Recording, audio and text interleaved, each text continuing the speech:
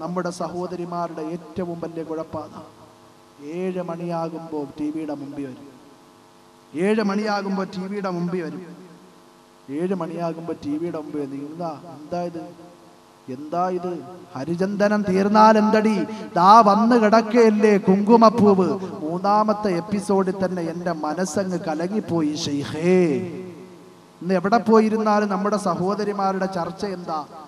ആകാശദൂതിലെ 4ാമത്തെ ചെറുക്കനെ കാണാനില്ല, അവൻ എവിടെ പോയാൽ അവനെ കണ്ടോളാൻ വയ്യ. ഇതാ നമ്മുടെയൊക്കെ ചർച്ച.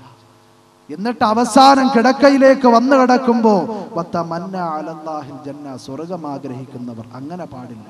നമ്മളെല്ലാവരും ബുദ്ധിമാന്മാരുടെ ലിസ്റ്റിൽ ഉൾപ്പെടണം. അല്ലാഹു സുബ്ഹാനഹു വ തആല അങ്ങനെയുള്ള ജീവിതം തന്ന് നാം ഓരോരുത്തരെയും സ്വീകരിക്കുമാറാകട്ടെ.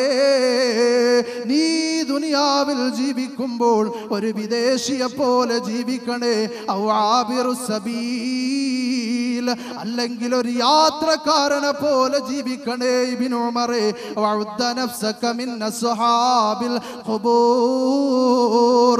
നാം എല്ലാവരും ചെന്ന് കിടക്കേണ്ട നമ്മുടെ പള്ളിയുടെ പരിസരമുണ്ടല്ലോ, 6 അടി മണ്ണുണ്ടല്ലോ, 6 അടി മണ്ണിലേക്ക് നിന്റെ ശരീരത്തെ എണ്ണിയിട്ട് വേണം ഈ ദുനിയാവിൽ ജീവിക്കാനെന്ന് മഹാനായ ഇബ്നു ഉമർ റളിയല്ലാഹു അൻഹുവിനോട് അല്ലാഹുവിന്റെ റസൂൽ പറഞ്ഞു പോയെങ്കിൽ എൻ്റെ ബഹുമാനമുള്ള സഹോദരന്മാരെ, എൻ്റെ ബഹുമാനമുള്ള സഹോദരിമാരെ, ഖബർ കാണുമ്പോൾ ആ പള്ളിയുടെ പരിസരത്ത് കൂടി നാം നടന്നു പോകുമ്പോൾ പള്ളിയുടെ പരിസരത്ത് കാണുന്ന ആ ഖബറുണ്ടല്ലോ, ഖബറിന് കൊടുക്കുന്ന ബഹുമാനം കൊടുക്കാതെ നാം ആരും ആ ഖബറിന്റെ അടുക്കലൂടി നടന്നു പോകാൻ പാടില്ല. അഹദോനെ ഞങ്ങളും വാഴ്ത്തി നിത്യ സൊല്ലി സ്വലാത്തുകളോതി. അഹദോനെ ഞങ്ങളും വാഴ്ത്തി നിത്യം സൊല്ലി സ്വലാത്തുകളോതി.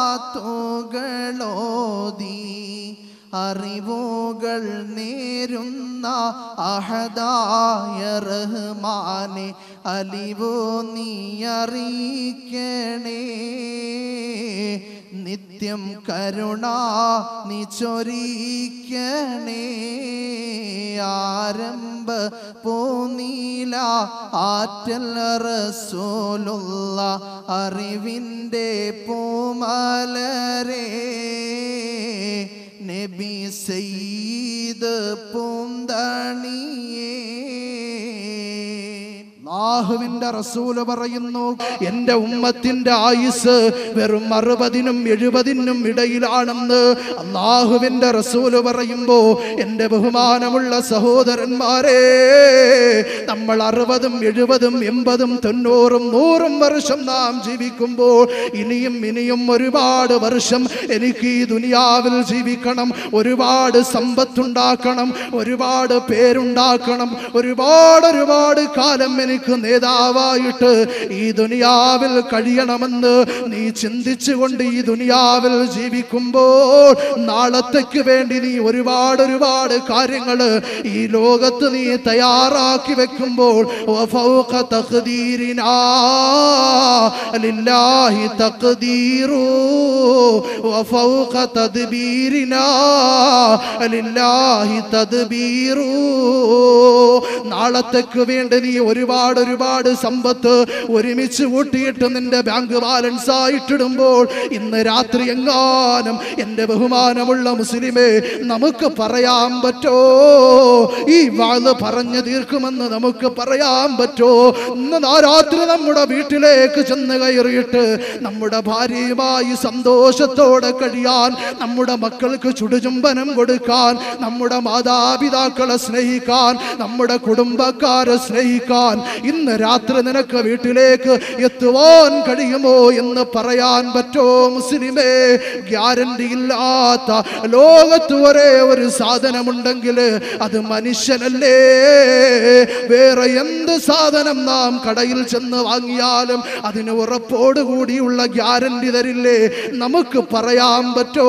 എൻ്റെ ബഹുമാനമുള്ള സഹോദരിമാരെ, എൻ്റെ ബഹുമാനമുള്ള ഉമ്മമാരെ, ഇന്ന് രാത്രി നിങ്ങൾക്ക് വീട്ടിലേക്ക് ചെന്നിട്ട് നിങ്ങളുടെ പ്രിയപ്പെട്ട ഭർത്താവിന് ആഹാരം പാകം ചെയ്തു കൊടുക്കാൻ നിങ്ങളുടെ മക്കളുടെ വായിലേക്ക് നിങ്ങൾക്ക് ആഹാരം വാരി വെച്ചു കൊടുത്തിട്ട് അവന് ചുടുചുംബനം കൊടുത്തിട്ട് അവനെ ഒന്ന് ഉറക്കാൻ കഴിയുമെന്ന് നിങ്ങൾക്ക് ഉറപ്പ് പറയാൻ പറ്റോ സഹോദരിമാരെ?